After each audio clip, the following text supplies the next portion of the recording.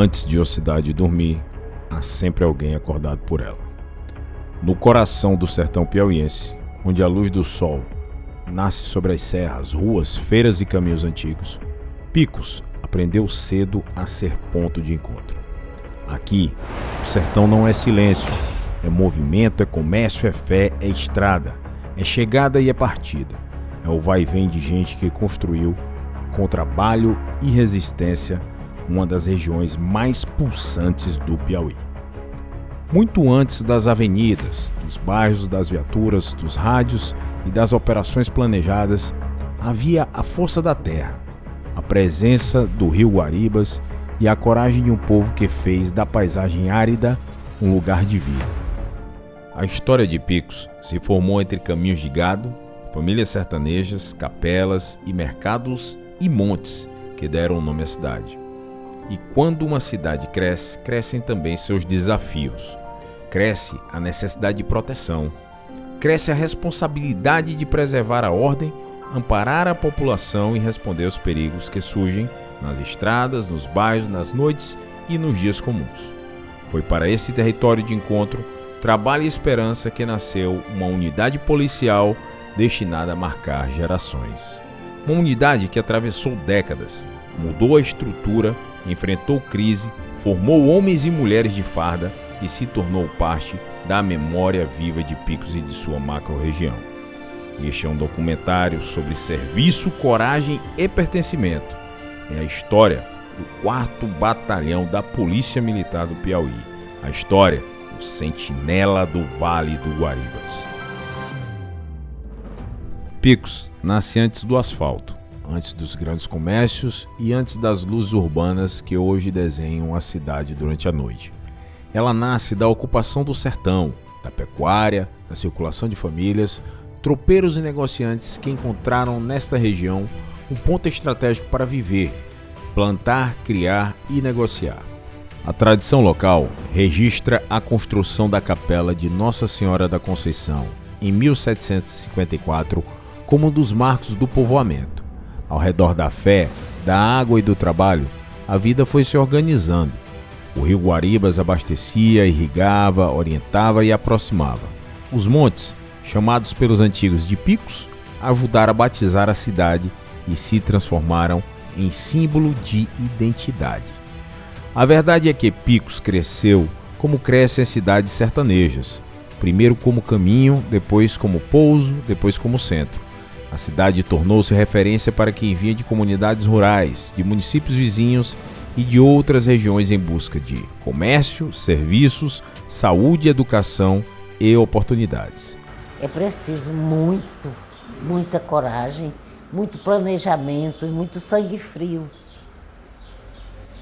para comandar um batalhão numa encruzilhada como é Picos. Picos tem uma população flutuante superior a residente diariamente. Todo mundo vem aqui atrás do serviço financeiro, direito, medicina, mercado, comércio.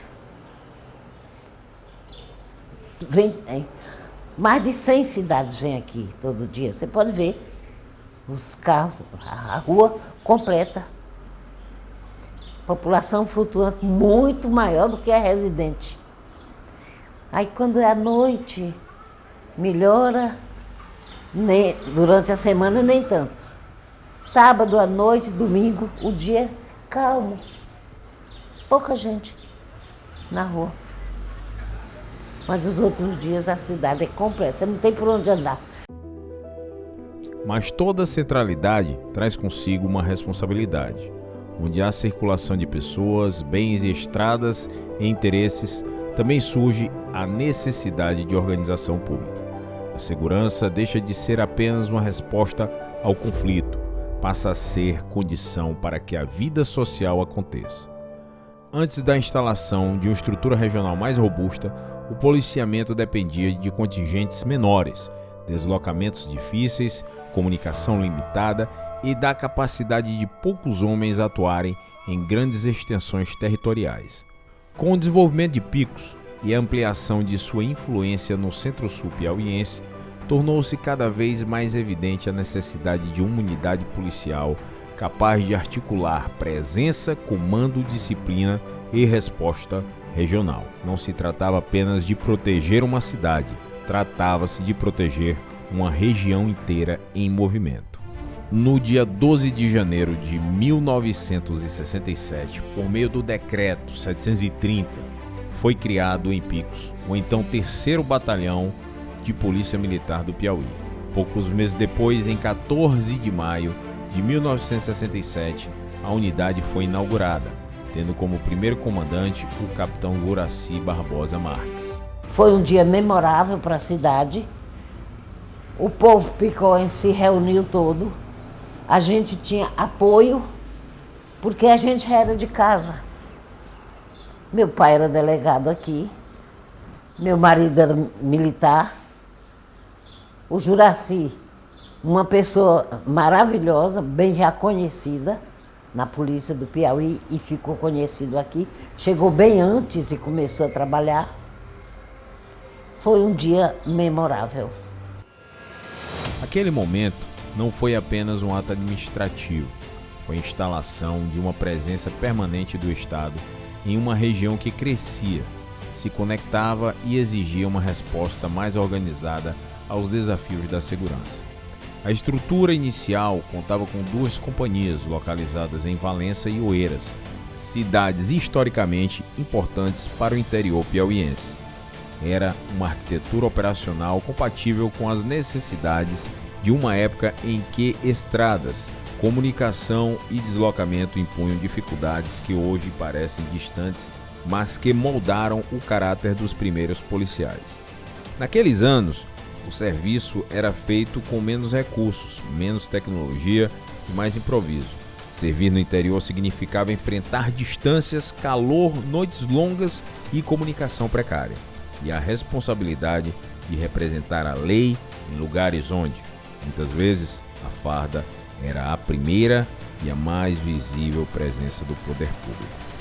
Com o passar do tempo, a unidade teve sua ordem alterada e passou a ser reconhecida como 4º Batalhão de Polícia Militar. Meu marido era cabo de polícia, depois sargento, foi o mestre de obras do prédio lá. E quando terminou, que teve a inauguração, no primeiro dia, dormiu o comandante que chegou de Teresina, Juraci, e nós, meu marido naquela época, subtenente, nos mudamos para a Casa da Esquina. Na realidade, o que eu sei é que aquele prédio foi construído afastado, aquilo ali era afastado da área urbana. Era, na realidade, uma lagoa de arroz. Ali ainda era roça, o pessoal plantava arroz ali. Na época do inverno, que alagava, as pessoas ali plantavam arroz e depois a cidade foi crescendo, o batalhão foi construído. Mas a gente ainda acompanhou ainda uma temporada de inverno, onde o batalhão ficou praticamente ilhado, né? Naquela oportunidade. E a gente pôde até perceber, ter mais ou menos uma noção de como era quando aquilo ali foi criado. Mais do que uma mudança de denominação, esse processo simbolizou uma consolidação. A unidade, nascida em Picos, começava a escrever uma história própria, marcada por comando, disciplina, expansão regional e vínculo com a população. Todo batalhão possui uma data de criação, mas apenas alguns conseguem transformar esta data em memória coletiva. O 4º BPM se tornou um desses casos. Sua história não está apenas em decretos, quadros e arquivos. Está nas ruas patrulhadas, nas famílias atendidas, nos policiais que se dedicaram à juventude, ao serviço e nos cidadãos que aprenderam a reconhecer aquela farda como parte da vida cotidiana. Por trás de cada escala de serviço há uma família que espera. Por trás de cada ocorrência há uma decisão tomada em segundos. Por trás de cada uniforme há uma pessoa que escolheu servir, mesmo sabendo que o serviço público de segurança exige sacrifícios silenciosos. Mas o tempo foi passando naturalmente e o 4º BPM atravessou gerações porque muitos homens e mulheres entregaram parte de suas vidas a essa missão. E é no início dos anos 90 que o Sentinela do Vale do Guariba sofre um de seus golpes mais duros e perdas mais emblemáticas. Em plena Praça Félix Pacheco, à luz do dia, o então capitão Antônio Davi foi covardemente executado durante uma ação ousada de quadrilha de assaltantes de banco. E por infelicidade, nessa data, 4 de junho, uma quadrilha chegou para efetuar um assalto ali no Banco do Brasil, da Praça Félix Pacheco. E estava realizando o assalto quando o então capitão Davi, que trabalhava no 4º Batalhão, ele vinha se aproximando ali da Praça Félix Pacheco no seu veículo, se não me engano era um Chevette, e ele acessou a rua que passaria em frente à agência. E quando ele fez a curva para entrar nessa rua, ele foi até alertado por uns taxistas para que ele não avançasse, porque o banco estava sendo assaltado. Ele então, pelo que eu sei, ele tentou manobrar o veículo para recuar. Foi quando um dos bandidos que estavam na frente da porta do banco, armado com uma escopeta calibre 12, uma espingarda calibre 12, efetuou um disparo na direção do veículo dele. Esse disparo veio a atravessar o para-brisas e atingiu o oficial, na cabeça. Foi uma segunda-feira que começou como um dia normal. A gente saiu de casa, Davi foi me deixar no regional, aí ele foi para o quartel. Nessa época, os meus filhos estudavam à tarde e era, por sinal, o primeiro ano que eles iam a pé, iam pela calçada, que a gente morava na Coelho Rodrigues, só atravessava e ia, né? Aí a gente, quando foi, eu estava em casa, e mais ou menos de 12 para 1h, uma amiga minha me ligou. E ela me ligou muito nervosa. Zê, eu estou bem aqui na caixa, ninguém pode sair. Está todo mundo proibido porque atiraram num policial. Mas estava falando que era um soldado. Mas pelas características, eu tenho quase certeza que é o capitão Davi. Meus filhos estavam na escola e nesse mesmo tempo o meu sobrinho soube e aí já foi. Ele disse que quando passou pela calçada, ele disse que viu esse movimento todo e aí disseram assim, atiraram num policial. E ele disse que imediatamente ele pensou que era o pai dele e foi para a escola. Quando ele chegou lá, que ele viu meu sobrinho, ele já começou a chorar. E aí ele disse, foi o meu pai, sem ninguém nem falar. Aí Roberto já pegou ele, já pegou o outro. E nisso, a cidade parou. As ruas de Picos ali, tanto a Getúlio Vargas como a Coelho Rodrigues, o pessoal parava os carros e descia. Deixava os carros ligados e o povo descendo, e foi aquela loucura. 5 dias atrás, ele esteve aqui em casa até 1h, Davi, e desceu com o Zeneuma. O carro estava encostadinho ali. Depois que ele desceu, voltou para me dar um abraço. Parece que ele estava adivinhando. Já estava dentro do carro, peraí, voltou para me dar um abraço. E 4 dias depois aconteceu. Nos anos que se seguiram, o Novo Cangaço ganhou força e projeção no Nordeste, bem como na região, e aconteceram várias investidas. Após a reação, liderada pelo então Tenente Prado, o Pradão, que neutralizou quase o bando inteiro responsável por vitimar o capitão Antônio Davi, o efetivo do 4º BPM foi testado em várias ações contra o Novo Cangaço, agora quase sempre sobre a liderança do oficial, que virou sinônimo de operacionalidade e combate efetivo. E assim foi a vida do Prado aqui, ele não ajeitou nenhuma parada, ninguém pisou no calo dele, que ele não aceitava, e principalmente bandido. Bandido aqui, a história era curta. Sempre eu tinha um medo, um pavor, que ele ia morrer brigando, porque ele não enjeitava briga nenhuma. Quem quisesse mexer com a polícia, que ele chamava polícia, quem quisesse mexer, pode ficar certo que ia topar com ele pela frente. Nasce então, por volta do fim do ano de 1991, o ROCAD, Rondas Ostensivas Capitão Antônio Davi, primeiro grupo tático da Polícia Militar no interior do estado, idealizado para fazer frente aos assaltos a bancos e aos roubos de carga na região do batalhão. Eu mesmo, em particular, comandei muitas guarnições em diligência à procura desses caminhões roubados ali na área. E por vezes a gente anoitecia, mas não amanhecia em Picos, em busca desses elementos e desses objetos. Houve um assalto no Banco do Brasil e que o capitão Davi, o nosso capitão Davi, que estava de folga, chegou lá no local do assalto.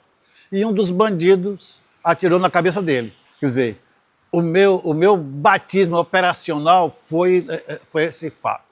Daí pude conhecer todos os meus oficiais, da garra dos meus oficiais, em termos de Coronel Prado, Coronel Lindomar, e Coronel hoje, né, Coronel Josué, Coronel Sajúnio, Coronel Cristiano. Deus botou esses homens, esses tenentes guerreiros perto de mim. E foram esses homens que desbravaram e nós conseguimos prender a quadrilha. Uma das ações mais sangrentas e traumáticas para a tropa do 4º Batalhão aconteceu no roubo ao Banco do Brasil em Simplício Mendes, em 7 de junho de 1999, no qual os tiros vorazes dos cangaceiros modernos ceifaram as vidas dos policiais militares Subtenente PM Eloy, comandante do GPM à época, e o cabo Arthur, que fazia parte da equipe do então Major Prado, deslocado de Picos para dar apoio às diligências. Os algozes ainda vitimaram um popular que se encontrava no cenário externo da ação criminosa. A data era 7 de junho de 1999. Por uma coincidência, era o meu primeiro dia de férias. E na época tinha um programa de televisão ao vivo, muito assistido, em todo o estado do Piauí. E eu lá tinha acabado de almoçar. Então logo a gente tomou conhecimento ali pela televisão mesmo, a gente entrou em contato com o Picos. E chegando lá, o que aconteceu foram que 6 ou 7, uns dizem 6, outros dizem 7 elementos, chegaram naquela cidade, abordaram o Banco do Brasil, que fica ao lado da Igreja Matriz, enquanto alguns elementos ficaram na parte interna do banco, procedendo à ação criminosa. Um deles ficou na parte da frente, entre o banco e a igreja. Isso propiciou uma plataforma de tiro excelente para ele. E por uma infelicidade, o delegado da época, era o subtenente Eloy, ele ao tomar conhecimento da ocorrência, ele cuidou em avisar os policiais do GPM para que se juntassem no GPM para fazer frente ao evento. Só que o subtenente ele se adiantou, pegou um fuzil, naquela época o fuzil que se usava era aquele fuzil ordinário 908, né? Manuseio manual, né? Ele pegou esse fuzil e foi se aproximar do local para ver o que estava realmente acontecendo, né? Nisso, ele ao chegar na praça, distante 200 metros do banco, ele já foi alvejado por um bandido que estava lá na frente. Nessa época, esse bandido usava um fuzil Ruger 5.56 com a luneta.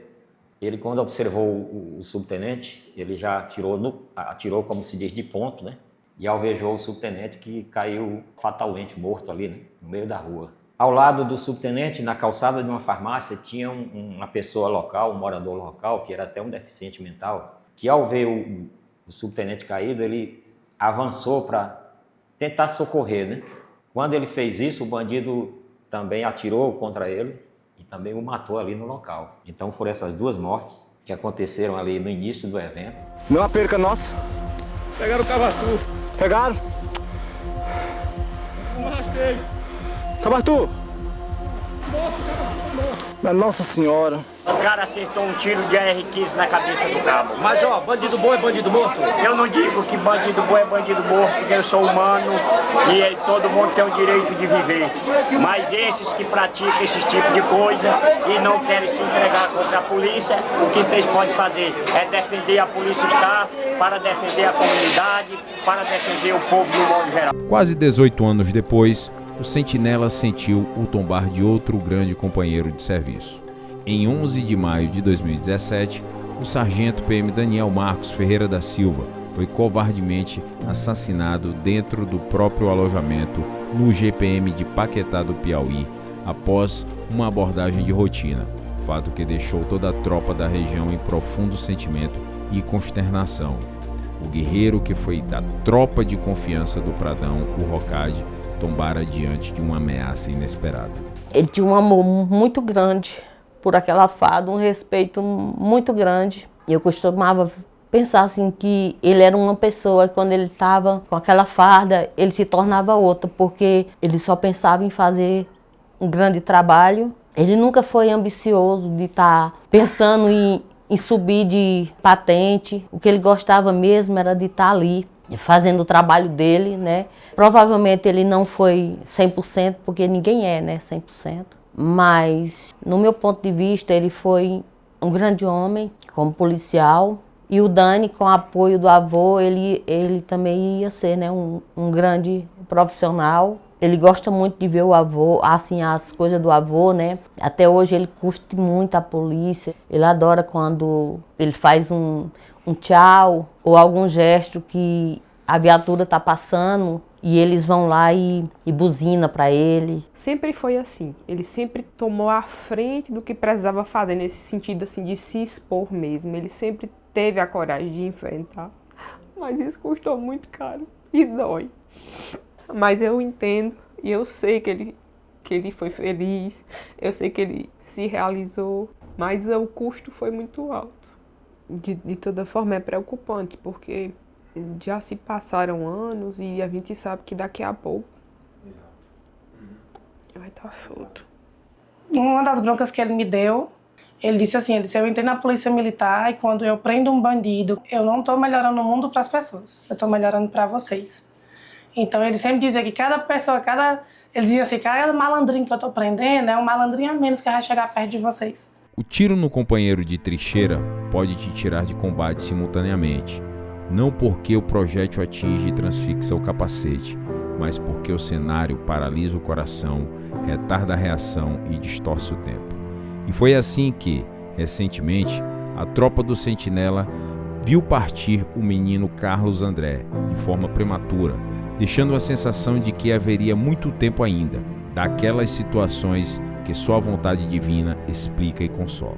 Então, toda a trajetória, toda a missão dele aqui na Terra, o propósito que ele teve aqui, ele cumpriu. Que foi realizar o sonho de ser policial militar, entrar para a Rocan, que ele sempre quis, era algo que ele sempre visualizava como sendo o objetivo dele, construir a família dele, estar presente para a família dele, para a mãe, para os pais dele, né, para a irmã dele. Então, eu levo isso comigo, de que Carlos ele era um ser humano, ele tinha uma espiritualidade muito elevada, muito desenvolvida. Então eu acredito que Deus o recolheu porque ele era bom, ele era uma pessoa muito boa. E ele carregava uma frase consigo que era a seguinte: enquanto eu estiver vivo, a minha história não acabou. E mesmo que hoje a gente não compartilhe a presença física dele nesse plano, por mais que ele não esteja presente fisicamente aqui com a gente hoje, a história dele não acabou. Então, a história dele não vai acabar.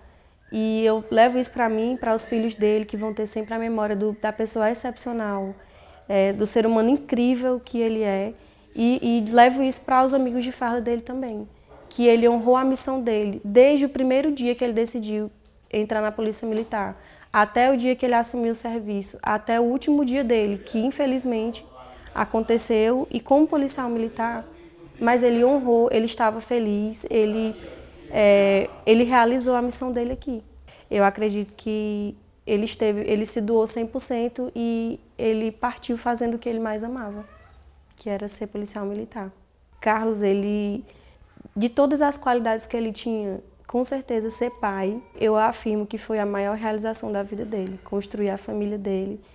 E o pai que ele foi, por mais que tenha sido por pouco tempo, ele foi um pai excepcional. Ele orientaria que eles seguissem o caminho de Deus, que eles seguissem firmes na fé, que respeitassem os pais, que fossem humildes, que corressem atrás dos seus sonhos sem pisar em ninguém, fazendo o seu todos os dias.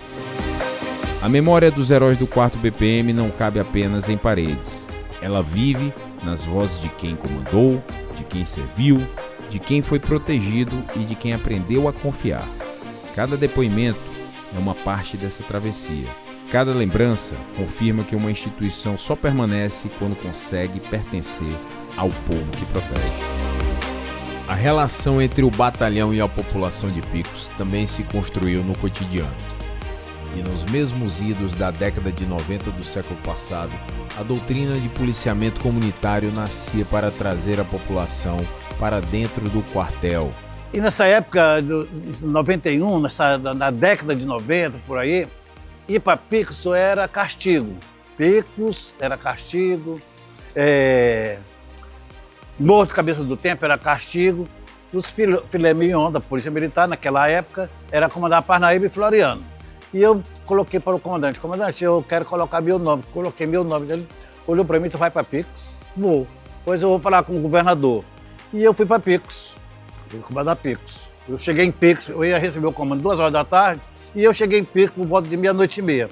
E decidi ir fazer uma visita do quartel que eu ia comandar.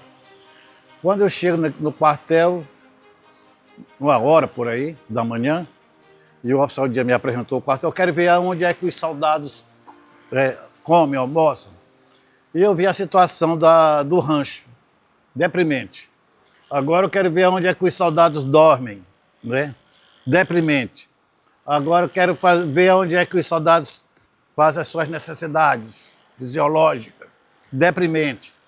Aí disse, olha, tem uma rede aí no meu carro, eu quero um local para armar minha rede, que eu não vou para o hotel não. E assim me hospedei no quartel, né? Fiquei numa garagem lá que tinha disponível.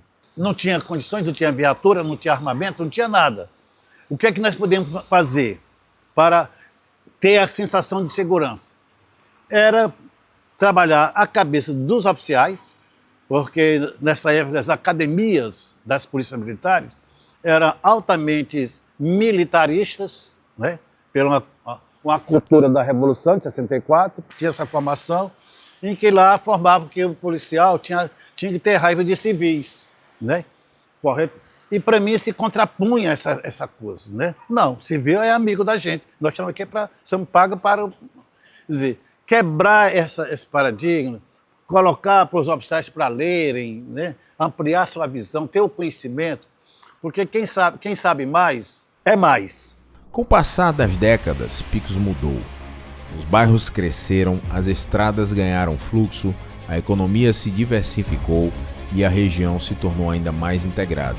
Para acompanhar essa transformação, o batalhão também precisou evoluir. A segurança pública deixou de depender apenas da presença física do policial na rua. Ela passou a exigir planejamento, inteligência, integração entre as unidades, leitura de dados, respostas rápidas e novas modalidades de policiamento. O 4º BPM acompanhou esse movimento. Sua estrutura original passou a organizar a presença policial em companhias distribuídas em pontos estratégicos, Picos, Fronteiras e Santo Antônio de Lisboa. E essa estrutura reforça a capilaridade operacional em pontos estratégicos do interior e da região. A inauguração da nova sede, em 14 de junho de 2012, representou mais um marco dessa trajetória.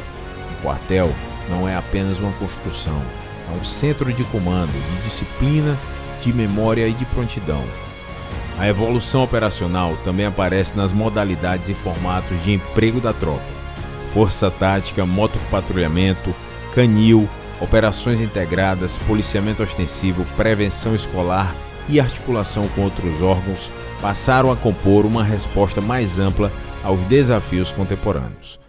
Nestes 59 anos, são inegáveis os avanços e posso afirmar que na última década, até em razão de todo o avanço tecnológico e de todas as demandas por informações cujas pessoas passaram a ter acesso na palma da mão pelos próprios avanços tecnológicos e meios de comunicação e difusão de informações, a segurança pública teve que se adequar a essa realidade. E a forma como se encontrou foi a de agregar equipamentos, agregar conhecimentos, agregar também uma atuação voltada para um foco em resultado. para a sistematização de conhecimento e para a atuação em cima do trato de dados. A partir desse momento, passou-se a delimitar o ponto de partida e o ponto de chegada das ações policiais. E hoje não se vislumbra um futuro que não seja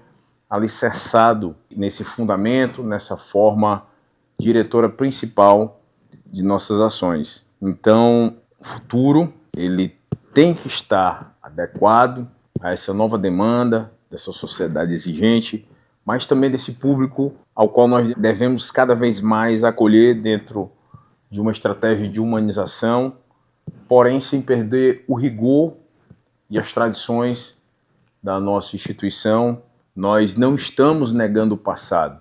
Ele até foi o caminho para que se chegasse a diagnosticar que precisamos corrigir a rota, mas a sociedade enseja atuações mais pontuais, atuações mais assertivas, e nós cremos que estamos no caminho certo. E é assim que vamos prosseguir.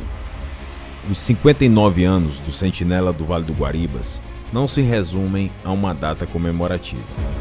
São madrugadas atravessadas em serviço, são estradas percorridas, são ocorrências atendidas, são crianças orientadas, famílias protegidas, são veteranos que abriram caminhos, são policiais da ativa que continuam escrevendo a história, são nomes que talvez não apareçam em placas, mas permanecem vivos na memória da cidade.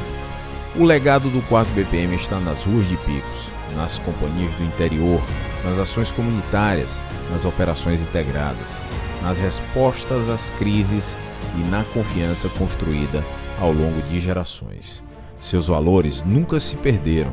Permaneceu a missão, permaneceu a disciplina, permaneceu a ideia de que servir é colocar o interesse coletivo acima do conforto individual. Permaneceu também a ideia de que a segurança pública é uma construção diária, feita com presença, coragem, preparo e confiança. Sua história é também a história de Picos, porque uma cidade não é feita apenas de prédios, ruas e comércio. Uma cidade é feita de memória, proteção e pertencimento. E enquanto Picos continuar crescendo entre seus montes, suas estradas, sua fé e seu povo, a missão seguirá adiante. Novas gerações vestirão a farda, novas tecnologias chegarão, novos desafios surgirão, mas a essência permanecerá a mesma: estar presente quando a sociedade precisar. Porque no Vale do Guaribas a história ensinou que coragem não é somente ausência de medo, coragem é também compromisso. E compromisso é aquilo que mantém o sentinela de pé, enquanto houver uma rua a proteger, uma família a amparar e uma vida a defender, o 4º BPM continuará de pé, sentinela viva do Vale do Guaribas. Sertão! Salve o passado de heróis da história do 4º Batalhão. Vidas defendem por vidas, com bravura, coragem, decisão. Na mesma fé pioneira e nas glórias do porvir, Picos, terra hospitaleira.